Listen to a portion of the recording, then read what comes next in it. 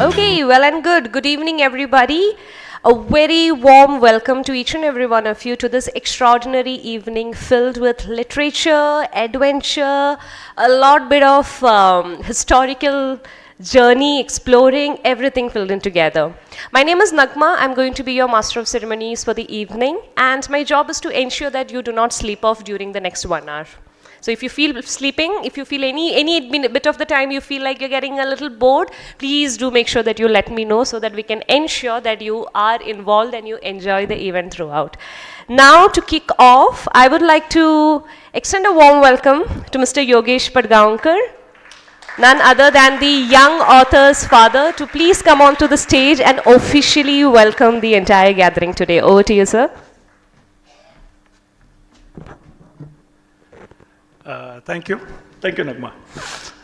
Those who know me know that I generally do not get nervous, and I love speaking. But today is one of those days that I'm really nervous. You know, it's very few. As I saw the guests coming in, very few times it must be happening that a lot of people have seen the author from cradle to this stage. You know, there are many people here who have seen the author's naming ceremony, his first birthday, and a lot of these things. So it's lovely to be here. So first and foremost, welcome. And if the wealth could be counted in terms of the well-wishes that you have, I think, Chinmay, you should consider yourself as the wealthiest person today, because so many people have come out of sheer love for you, and thank you so much. So, no, I'm not going to speak longer if that is an indication. So just while I welcome all of you and all of your friends and family, just a word about our guests of honor today. They are also friends and family. But there's a common theme about the guests of honor today. Pune city, and in general, this audience does not need any introductions actually. While Nagma will do the formal honors later on introducing them, what I'm going to do is I'm going to tell you what's the theme and why they are here as a guest of honor, apart from being the dignitaries that they are. So the common theme for the today's guests of honor is that all of these people have a proven track record of encouraging young minds, encouraging people, and ensuring that people live up to their potential. That's the common theme across all our guests of honor today. And without getting into too much of the details, a few things, the way they came in our life, I'm going to share with you. When we came to the city of Pune in 2003, it was Ganesh and Uma who actually helped us settle in the city. And knowing my temperament, I required people like Ganesh is laughing right now also, but it required people like Ganesh and Uma to help us settle in the city. The kind of work they both have done to encourage the young minds is a sort of legend made of. I'm also going to talk about Principal Chabra. And sir, I don't know whether you remember, Chinmay took admission in Indus International in the 5th standard. And like typical parents, we were sitting very tensed next to Chinmay when sir was interviewing Chinmay. And he had an uncanny knack of putting a child at comfort. And he asked Chinmay, so do you play any sport? He said, yes. What do you play? Cricket. Are you a batsman or a bowler? He said, I'm a batsman. So then sir asked him, what is your highest score? He said, 3. So he said, you say you are a batsman and your highest score is 3? So he said, sir, but I have played only 1 match so far. What Chabra sir said, I will never forget in my life. He turned to us and told us, this is something rare. If he had told me 100, I wouldn't have known. So when he tells me 3, just ensure you let him be. Sir, taking your advice, we have tried our best to let him be. And perhaps today, that's the day we are there. I was living a very comfortable life, running my own company, and thinking that my corporate career is over. And then I met our next guest of honor, Anand, and he told me something very, very interesting. I was at a stage of life when I wanted to work with people I want to work. And he said, we don't do anything wrong. Very few people in the corporate can actually stand up and say like that. And Anand's track record again is encouraging the young minds, very selflessly encouraging the entrepreneurs of this city, is well known in this city. So what we thought is that we just took the liberty of knowing all 4 of you. And we said, let's take a chance and invite all 4 of you as a guests of honor, more to pamper our kid for his second novel. And that's what it is, if you ask me. and I'm not going to make any big deal out of it. So it's our parents trying to pamper the kid, and all four of you agreed to be here. There are many other people who have come out of sheer love and pampering the kid, and that's what the ceremony is all about. Many of you I have seen taking Chinmay's autograph on the book. Chinmay, just remember that you please take back their blessings when they are taking your autograph, and don't forget to do that. That's what this ceremony is all about. Without further ado, what I'm going to do is that I'm going to call Nagma. Nagma is the CEO of Foster Reads, and they have an amazing mission in life. In today's world, they have a mission in life to ensure that people have more and more passion to read. And that's why the Foster Reads. So Nagma, thank you so much for hosting this for us, and over to you. Thank you so much, sir. Now,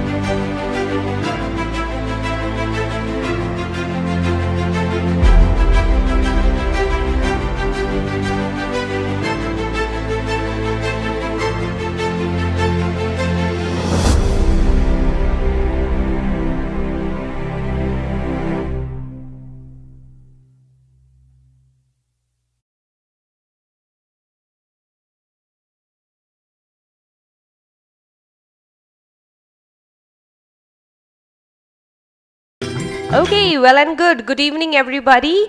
A very warm welcome to each and every one of you to this extraordinary evening filled with literature, adventure, a lot bit of historical journey, exploring, everything filled in together. My name is Nagma. I'm going to be your master of ceremonies for the evening, and my job is to ensure that you do not sleep off during the next 1 hour. So if you feel sleeping, if you feel any bit of the time you feel like you're getting a little bored, please do make sure that you let me know so that we can ensure that you are involved and you enjoy the event throughout. Now to kick off, I would like to extend a warm welcome to Mr. Yogesh Patgaonkar, none other than the young author's father, to please come onto the stage and officially welcome the entire gathering today. Over to you, sir. Thank you, Nagma. Those who know me know that I generally do not get nervous, and I love speaking. But today is one of those days that I'm really nervous. You know, it's very few. As I saw the guests coming in, very few times it must be happening that a lot of people have seen the author from cradle to this stage. You know, there are many people here who have seen the author's naming ceremony, his first birthday, and a lot of these things. So it's lovely to be here. So first and foremost, welcome. And if the wealth could be counted in terms of the well-wishes that you have, I think, Chinmay, you should consider yourself as the wealthiest person today, because so many people have come out of sheer love for you, and thank you so much. So, no, I'm not going to speak longer if that is an indication. So just while I welcome all of you and all of your friends and family, just a word about our guests of honor today. They are also friends and family. But there's a common theme about the guests of honor today. Pune city, and in general, this audience does not need any introductions actually. While Nagma will do the formal honors later on introducing them, what I'm going to do is I'm going to tell you what's the theme and why they are here as a guest of honor, apart from being the dignitaries that they are.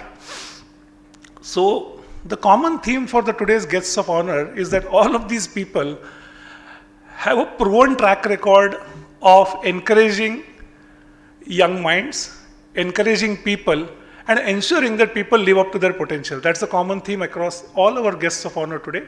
And without getting into too much of the details, a few things, the way they came in our life, I'm going to share with you. When we came to the city of Pune in 2003, it was Ganesh and Uma who actually helped us settle in the city. And knowing my temperament, I required people like Ganesh is laughing right now also, but it required people like Ganesh and Uma to help us settle in the city. The kind of work they both have done to encourage the young minds is a sort of legend made of. I'm also going to talk about Principal Chabra. And sir, I don't know whether you remember, Chinmay took admission in Indus International in the 5th standard. And like typical parents, we were sitting very tensed next to Chinmay when sir was interviewing Chinmay. And he had an uncanny knack of putting a child at comfort. And he asked Chinmay, so do you play any sport? He said, yes. What do you play? Cricket. are you a batsman or a bowler? He said, I'm a batsman. So then sir asked him, what is your highest score? He said, 3. So, so he said, you say you are a batsman and your highest score is 3? So he said, sir, but I have played only 1 match so far. What Chabra sir said, I will never forget in my life. He turned to us and told us, this is something rare. If he had told me 100, I wouldn't have known. So when he tells me 3, just ensure you let him be. Sir, taking your advice, we have tried our best to let him be. And perhaps today, that's the day we are there. I was living a very comfortable life, running my own company, and thinking that my corporate career is over. And then I met our next guest of honor, Anand, and he told me something very, very interesting.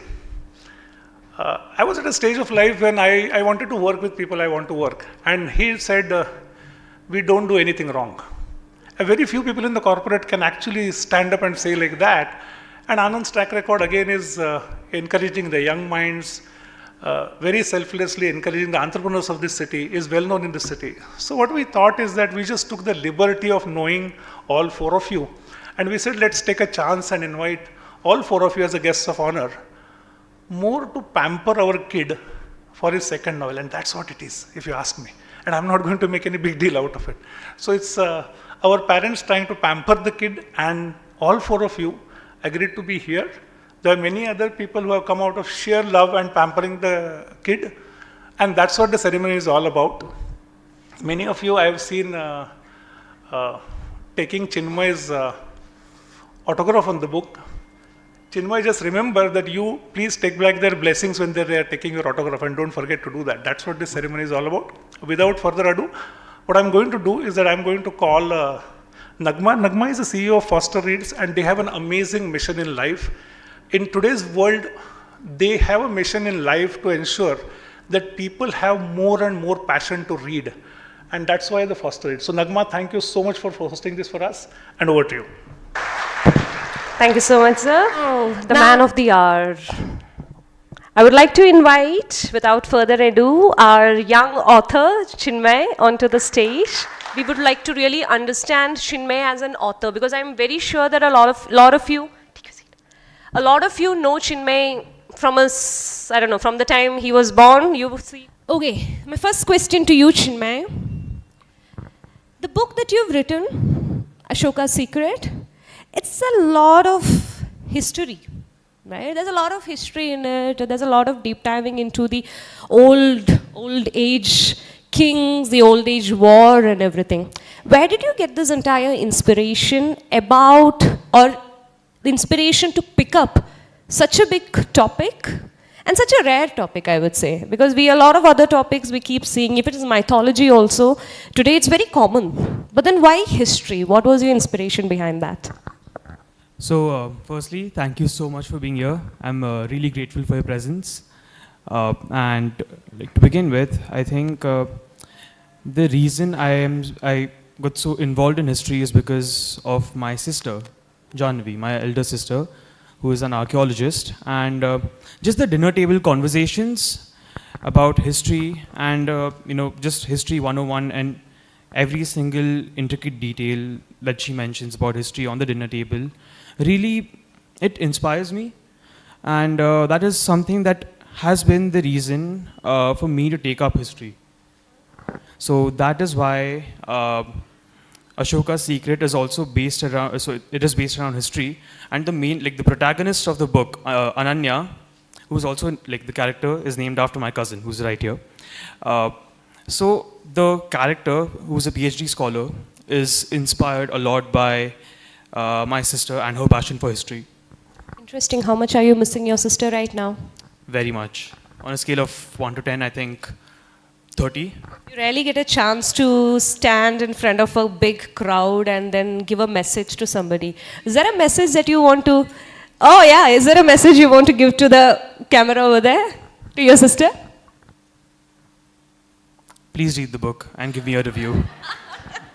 Got it. So now again, coming to history, there could be a lot of topics which we very commonly know about. Like even a student who's not very fond of history, a lot of names are very common. But Ashoka is not something that we on a very regular basis discuss about. Yeah, we all know the Ashoka symbol and everything because it's there on our coins, on a regular basis. We keep seeing it everywhere. But then from a what happened during the Kalinga War or Ashoka as a king, it's not something that we regularly hear about. So why Ashoka? Why not any other topic from history?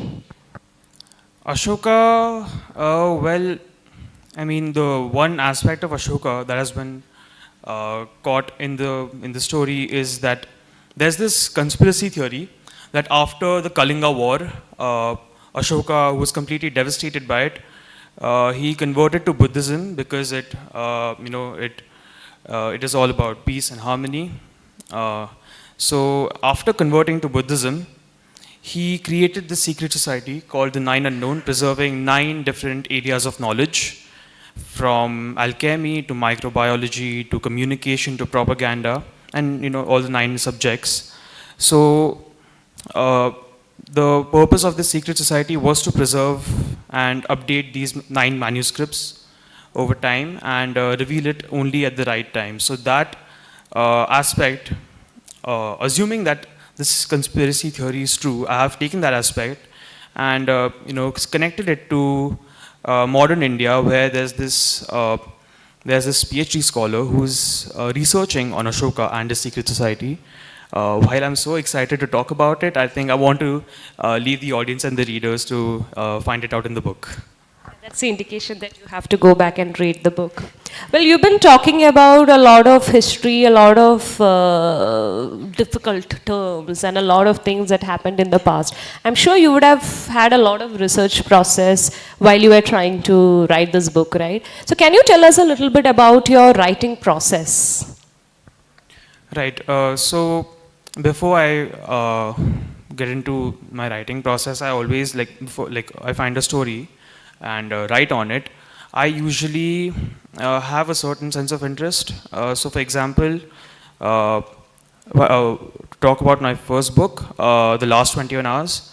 I was really interested in this, FBI theme, crime thriller, and I read this book called Shall We Tell the President by Jeffrey Archer, and it was the first book that I actually completed in one sitting. So that interested me to research a lot about that, about US and crime and FBI and stuff like that. Similarly, my sister inspired me to find an interest in history, especially ancient Indian. So I knew the theme in the background of the story, but when it comes to the writing process, when I jump into that, I have this notebook where I write every idea for a plot, which is a one-pager. So I wrote the one-pager plot of the story, and then I go into thinking about how the story starts and how it ends. So now when I have the idea that how it starts and how it ends, I just find a way to connect the dots, which I do it and I do that on an Excel sheet.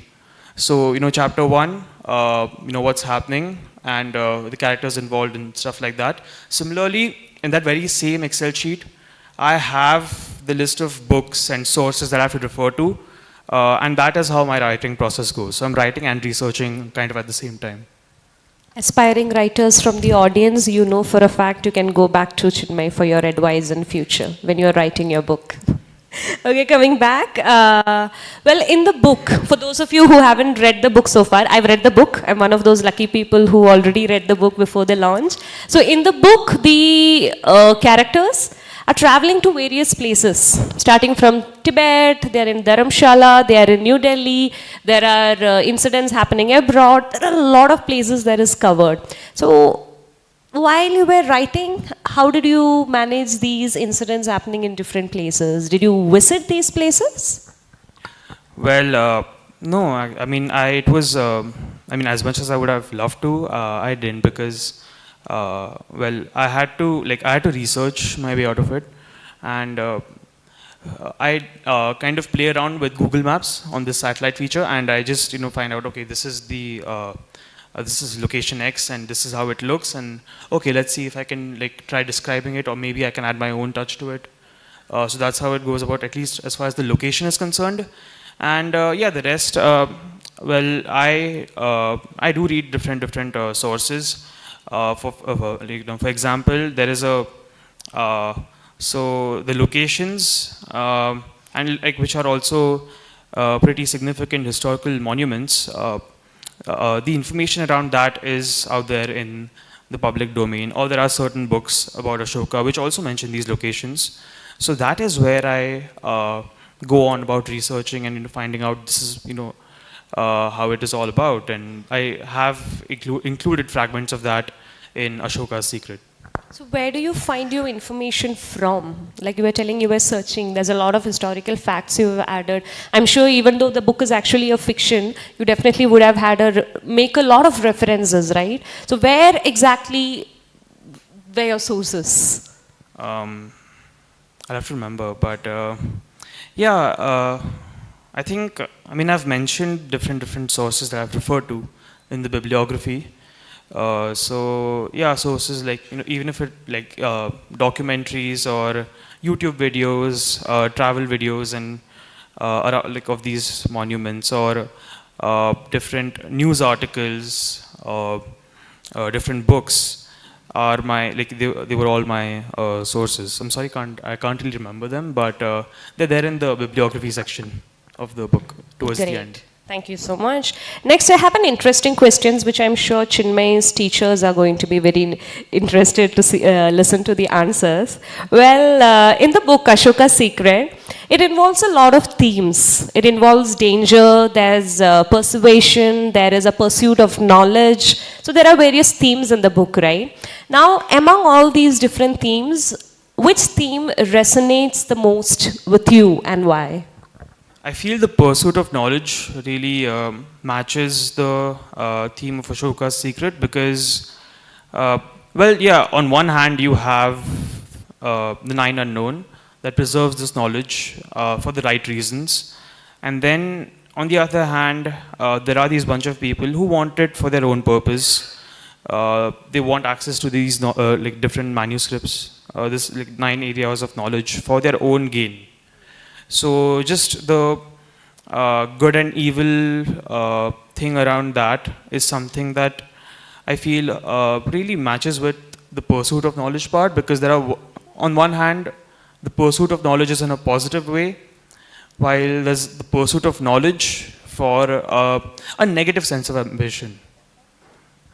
Interesting. Well, you've just spoken again about the nine unknown. So they are also the different characters in the book. So can you tell us a little bit more about the different characters in the book, and how did you, what was your process while building each of these characters? So there is this one character who is inspired by my grandmother, my nani, who's present over here, and like she's probably an example of one of the characters. Then there is then the different characters that are present are probably inspired by the like the people around me, probably, or maybe the inspiration from different books for certain characters, especially the villain. I really loved building the bad guys, because the kind of like the bad guy defines the good guy or the good girl, actually. So that is something that I really enjoy writing the villain. Interesting. Do you have a process in which how you create a character? Like if you know this is the kind of storyline that you need, and you know you need one person who needs to take up this role, how do you define that character? What is your process like? How do you start building that character? Yeah, so when I'm writing like a proper manuscript, I have a different Word doc opened where it is all about the characters.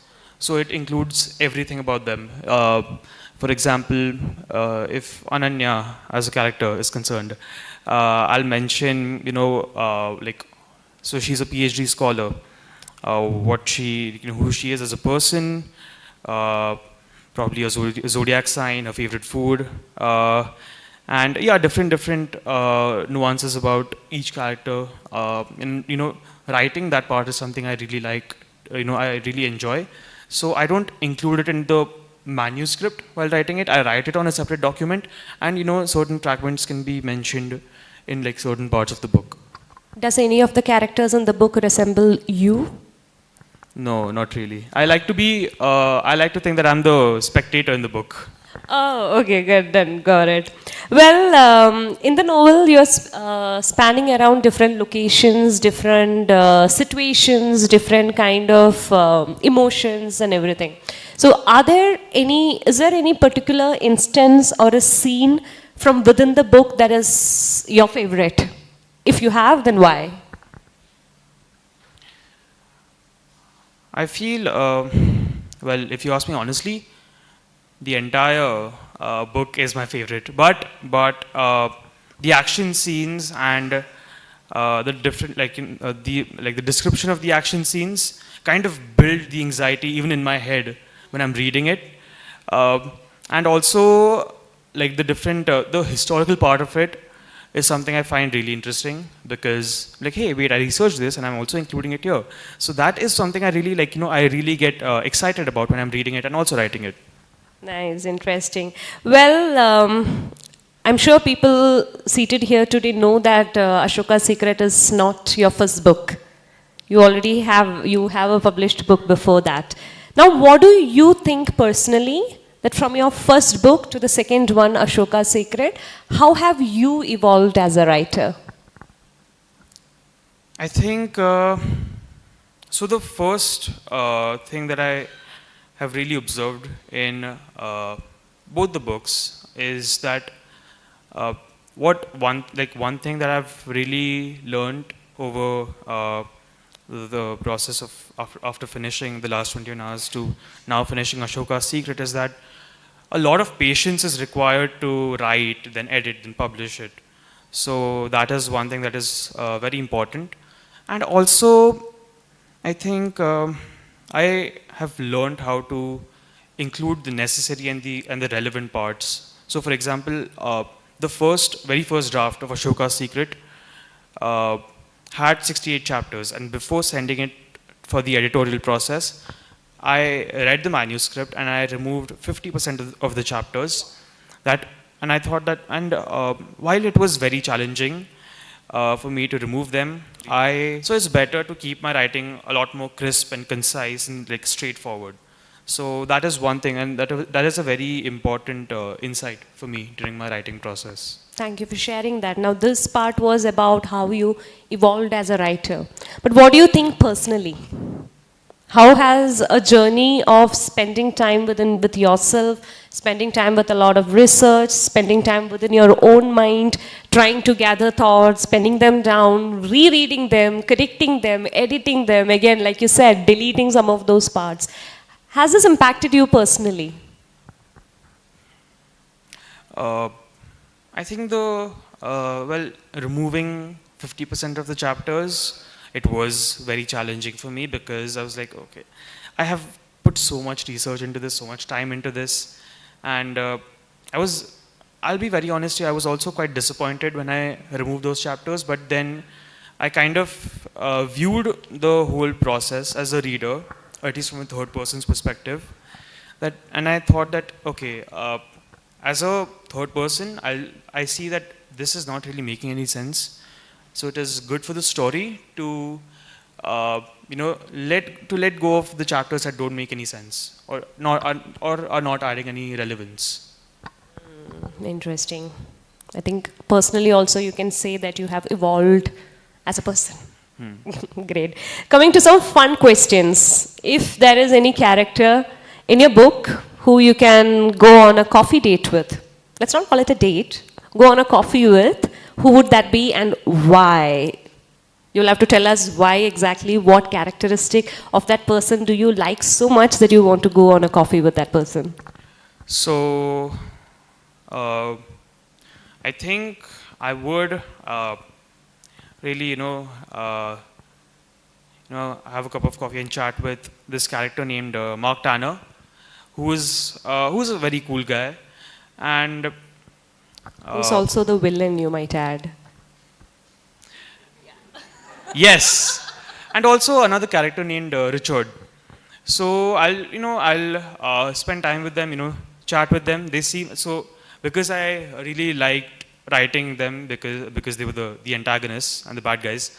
So I'd probably chat with them and I'll probably tell them maybe there's no harm in being a good person. You might want to switch sides. So yeah, that is so those two people. You I'll want to convince go them. on a coffee with them so that you change their mind to be on the good side for your next book. Yeah, I'll be like, bro, this is, it's not really working for you. So yeah, you might as well be a good person. Okay, done. Okay, done. Thank you so much. Well, if you could get the blessings of being able to travel, you've written a historical fiction, right? If you have, tomorrow you wake up in the morning and you have a wish granted that you can go back to any time, future, past, anywhere, what period of time would you want to go back to or go forward to, and why? I have a list. Okay, But maximum 2, please. two, okay. I'll go back in time to see if the Mahabharata actually happened or not, because there's so much, talks about it being a myth, and there are also theories that suggest that it actually happened. So why not go back in time and just check if it is true or not? Anybody And- wants to join? Do you have space in your train, please? Yeah, and secondly, in the future, the future me would probably want to come back here. So yeah, that is one. Okay, thank you. Well, one last question. If the book tomorrow gets adapted into a movie, what would your dream cast look like? Wow. I always thought of Ashoka's Secret as a novel, but they say never. So if someone is nice enough to make and kind enough to make a film out of it, I haven't really thought of any actor a screen cast per se, because even as far as Ananya is concerned, I'd probably pick either the Ananya over here or my sister. What about the villain who you want to go on a coffee with? Oh yes, I'd probably. Oh yeah, George Clooney could be Richard. And there's Reaction. there's this film Munich, directed by Steven Spielberg, and the main character Avner, I'd probably have him as Mark Turner. He'd be Any perfect for that. potential screenplay directors, screenplay writers, producers in the crowd, please make sure you're hearing all of this. Okay, last one again, it's not a question, but then finally, you've achieved something amazing. Congratulations on that. Thank you so Is there a message that you would want to give to the aspiring writers? Probably two things that I have learned, and one being this is also a line from Top Gun, by the way. Don't think, just do. And secondly, just have a lot of patience. Thank you so much, Chinmay. Thank you so much. And once again, congratulations on your Thank you so much. amazing achievement. A basic discussion with our chief guests who have actually taken their time off from the busy schedule. As Yogesh sir said, I understand a lot of this might also be personal. These are well-wishers and you're coming here on a formal event. But thank you so much for being here today. And I would love to call each of you onto the stage today to actually address the small panel gathering. Like we were telling, these are all personalities who's been encouraging the young generation to be able to achieve what they believe in, encouraging them to follow their passion, and supporting them in every way possible. So I'm going to invite each of you onto the stage one by one, not taking any partiality. I'm literally calling you up on stage on your alphabetical order. Yeah. So Mr. Anand Deshpande, sir, if you can please come onto the stage. So Mr. Anand Deshpande is the founder, chairman and managing director of the President System since the inception. Dr. Anand holds a BTech honors in computer science engineering from IIT Kharagpur, MS as well as PhD from the Indiana University in the US. Dr. Anand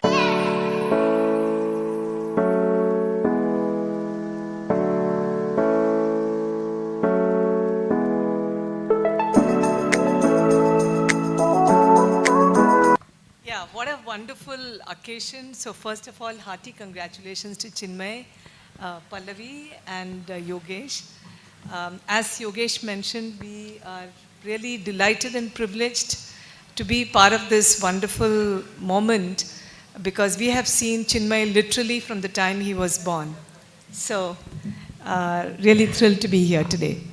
So this question Yogesh posed, micro-learning, how relevant it is, books, have they really gone out of, have they become obsolete? So my thinking here would be that micro-learning has really taken the world by storm. So nothing can really stop micro-learning. Micro-learning is definitely relevant when you are very clear about a topic that you just want to know. You completely, you just want to get a summary and you do not have time, or you're just getting introduced to it for the first time, or you just want to refresh. Micro-learning is really useful in that context.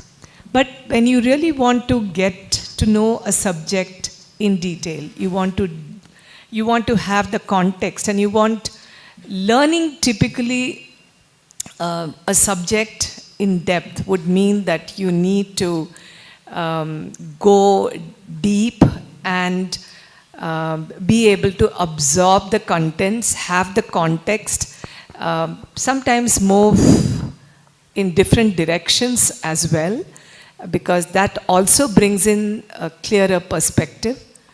And that's where books will always remain relevant. And that's where books will play a major role in terms of enabling us to think, and innovation, ideation, all of that we keep hearing about. Those facets, if we have to really nurture, books are extremely going to be, continuing to be relevant in the days to come.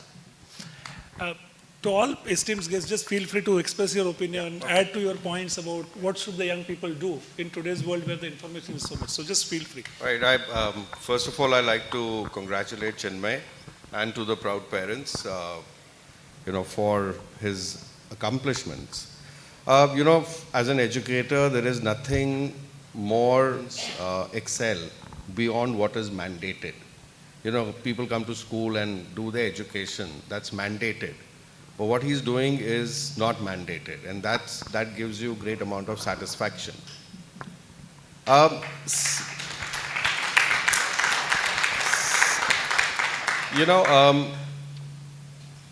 Books as we know them people think that they're gone out of vogue. I don't think so.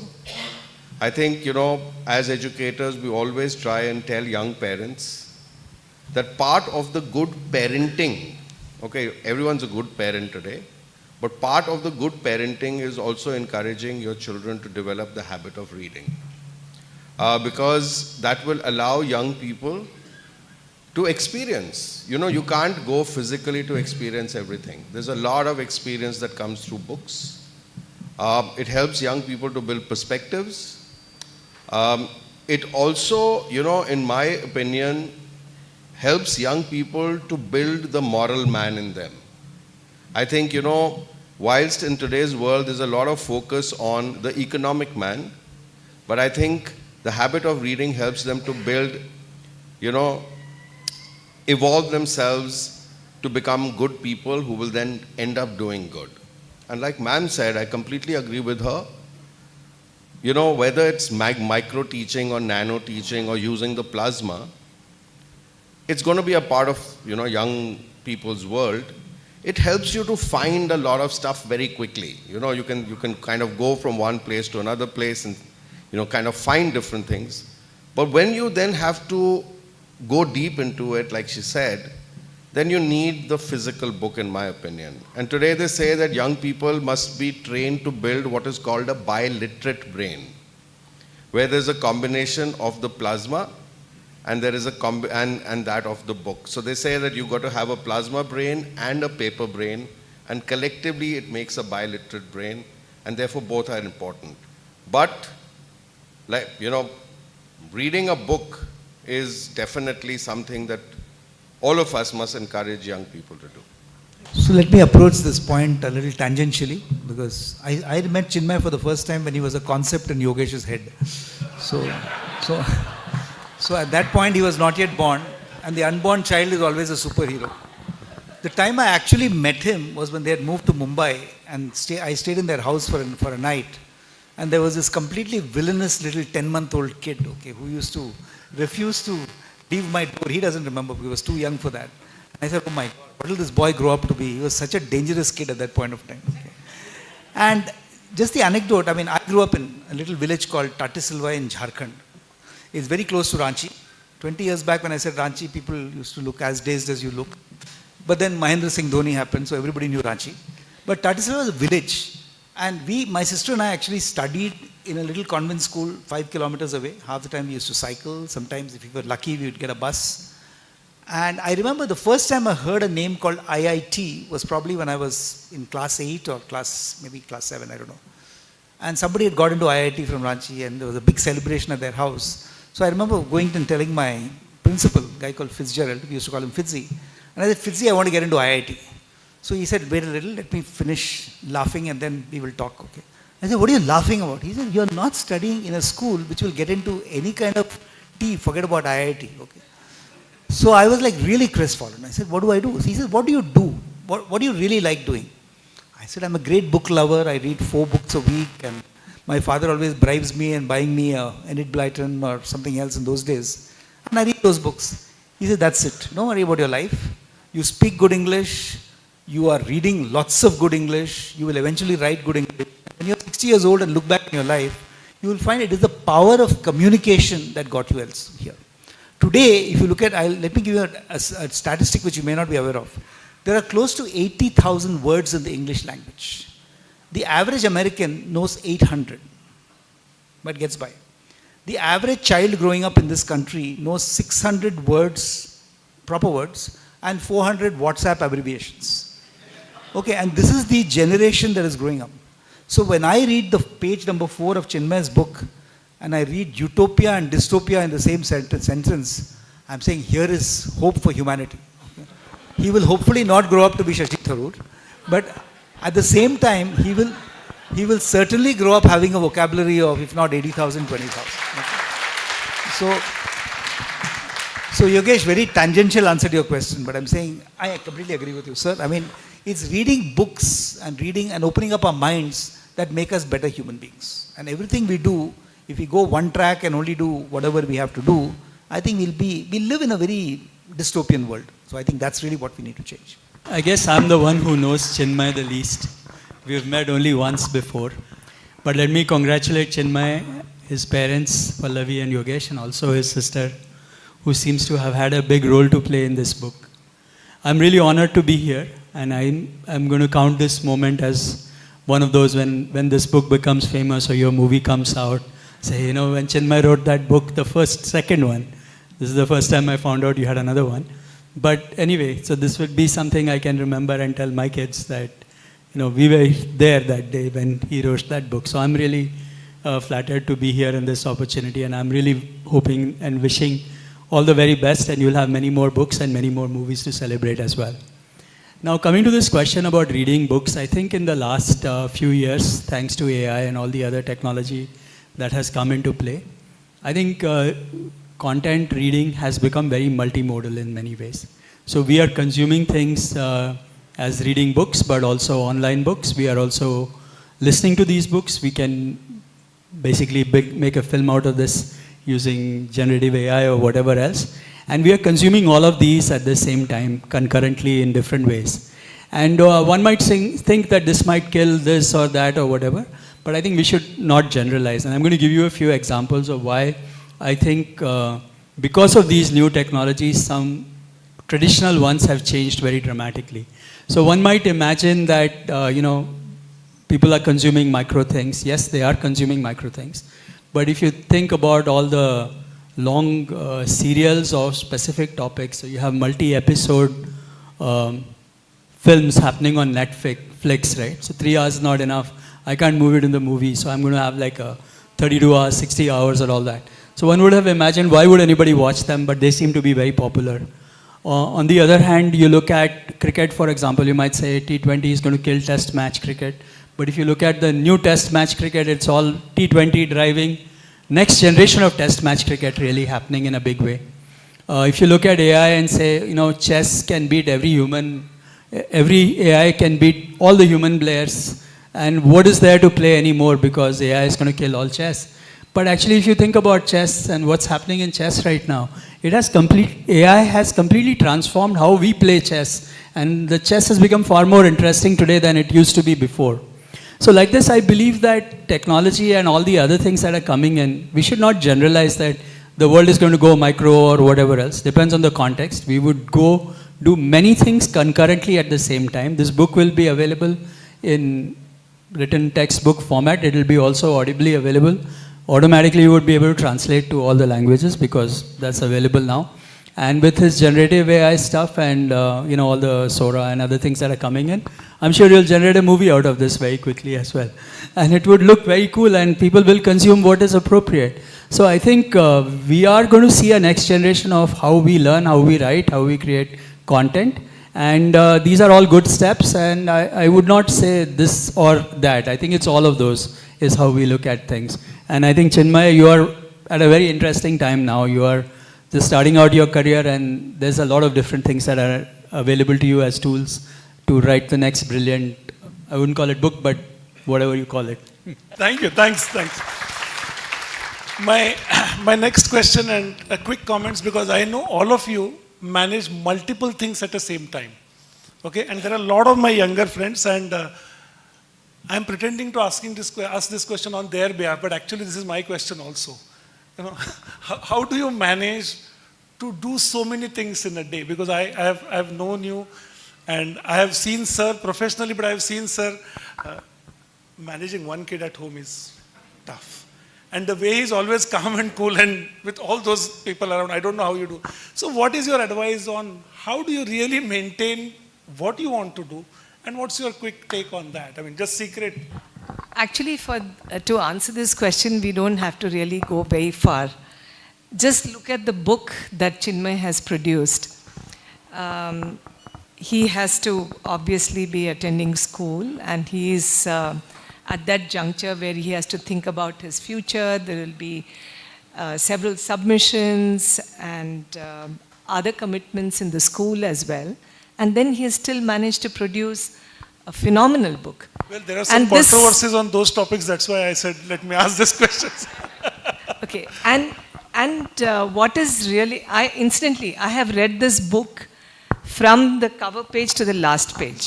So I can tell you that even right from the page of acknowledgements, where he has spent quality time thinking about how his sister has inspired to write the book, to the end of the book, if you were to look at the references, it's mind-boggling.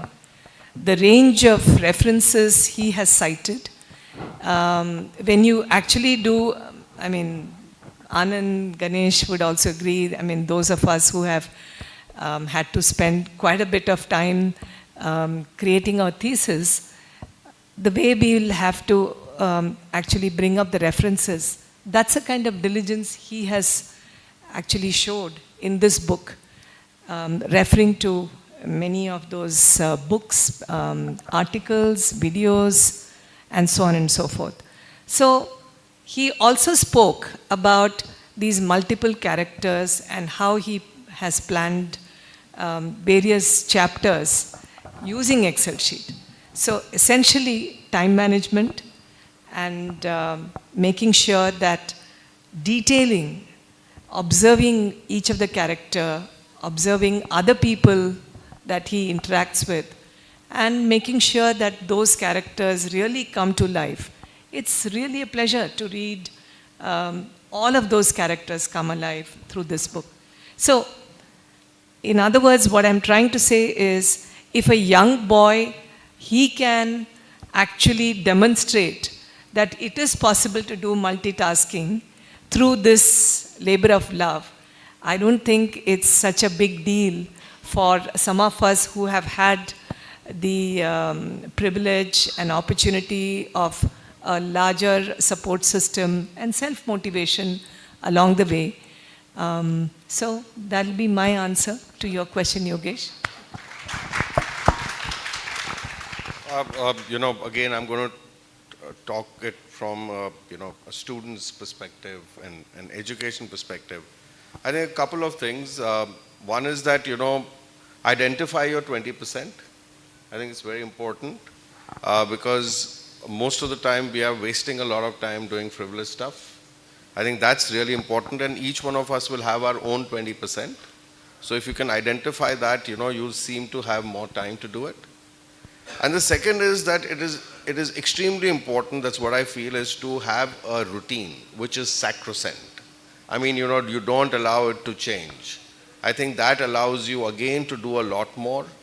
It also keeps, you mentally robust, and therefore, you don't seem to, you tire out or whatever it is. So I think identifying your 20% and having a regular routine would be something that would help you to achieve a lot more. Thank you, sir.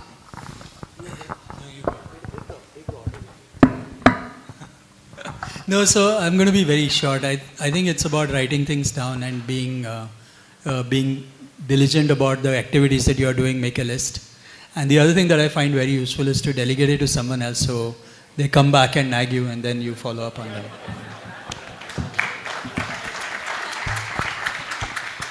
What is the question? Ganesh, the question is especially for you. You do so many things in a day. How do you do that? It's a simple question. Let me simplify the question. No, honestly, and sorry if there are any impressionable young minds whom I'm going to pollute. You have to have fun every minute. I mean, life is too short for us to get too serious about life. Like, I got up this morning at 3:45. Why did I get up? Because I was in a tent in a place called the Eco-Tourism Retreat in Konark in Odisha. And it was pouring, meaning the tent was almost falling down. So 3:45 to 5:15, no lights. I was just waiting for the sun to come out. After that, we were in Puri for half an hour, reached Bhubaneswar airport, got onto a delayed flight, came straight here, and Uma and I now have to go for a dinner elsewhere. But, I mean, it's a Saturday. But we don't mind. I mean, that's fun. You're spending time with people. You're enjoying the smiles on faces. So I think for me, that's the most important. Even the company we run called 5F World is all about being fast, focused, flexible, friendly, and fun. And if that's your mantra in life, you will never have a boring day in your life. And at the same time, you will always add value because you're meeting so many people at the same time. So I think for me, doing 15 things is not a drudgery. It's just the joy of life. Thank you. My last question to you for the final comments.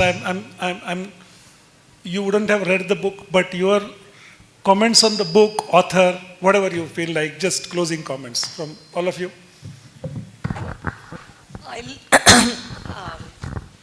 Since I've read the book completely, I like to quote a couple of examples from the book where Chinmay has actually... Thank you so much. I hope you all know that we still have books available for all of you who are extremely curious to pick up the books and read or start the habit of reading. Today we've listened a lot about how important reading is. So you can pick up the book for yourself, for your kids, girlfriends, boyfriends, parents, whoever you wanted to, but make sure you pick up a book today and encourage somebody to actually start reading. Now, finally, we are slowly coming to the end of the evening, and I would like to call upon Mrs. Chinmay Patgaonkar onto the stage to officially give away the vote of thanks.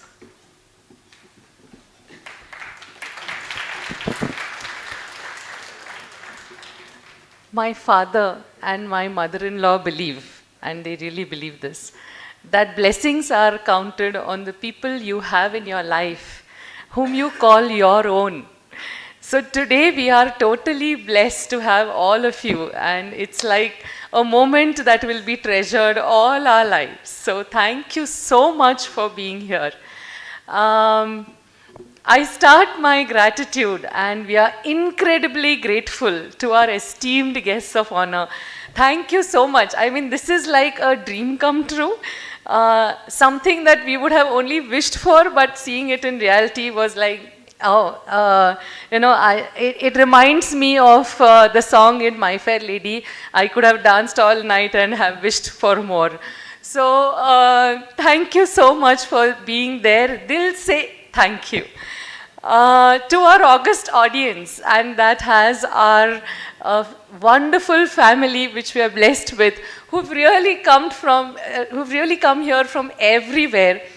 A special thank you to our grandparents, Ajji Azoba, who are here to bless Chinmay. Sorry, he's now 16-year-old, so I need to call him Chinmay. But yes, it means a lot, and your blessings mean a lot. To our dear friends who are a treasure trove for us because they are the highlight of our lives, thank you so much for being such a wonderful part of our journey, and thank you for being here to bless Chinmay. A special mention to his teachers who are here for their patience, for their faith, and for at many a times calming an anxious mother when he was at his notorious best. So thank you, dear teachers. Your support is always valuable. To Chinmay's friends, guys, we really love you. Thank you for being here, and you are an absolute blessing in his life. To our publishers, New Voice and Hubhawks, Leslie sir, who've come here especially for this event, Kevin, Kiran, Vinny, Abhishek, Abhijit, all of you, we miss you here today, but thank you so much. This wouldn't have been possible. To Foster Reed's Nagma, she's such a wonderful and lovely person, and she's now Chinmay's buddy. So thank you, dear Nagma. You really light up any occasion. Thanks a lot. To Simon & Schuster for encouraging the young author. And to each one of you, to PYC, yes, and to each one of you present here, many thanks for your gracious presence, and to the Almighty, and to our Sadguru Mangalnath Maharaj for his blessings that guide our journey of life. Once again, thank you so much, and have a lovely evening. Thank you.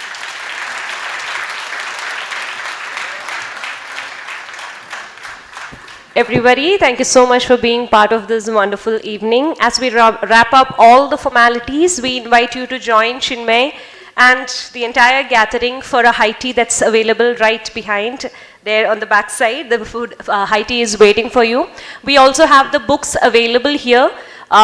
Technically, the book's official launch is supposed to be on 29th, but we've made it available for you here today at the counter, also giving a small offer of 50 rupees on each of the book copies. Make sure you get your copies. If you would want to gift it to anybody, make sure you get your copies, and it's available online on Amazon. We made it live today. So you want to pass along the links to anybody who's not available here, please do that as well.